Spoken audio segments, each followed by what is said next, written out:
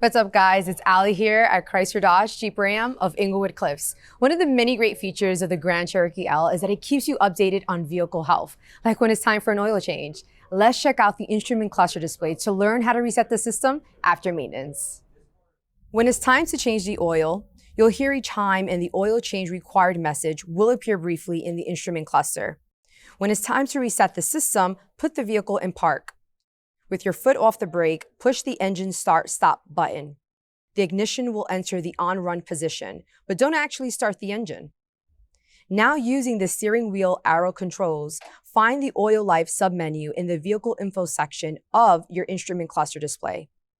Then all you have to do is push and hold the OK button until the gauge resets to 100%. Features like this make it easy to keep the Grand Cherokee L in great shape. Check it out for yourself at Chrysler Dodge Jeep Ram of Englewood Cliffs.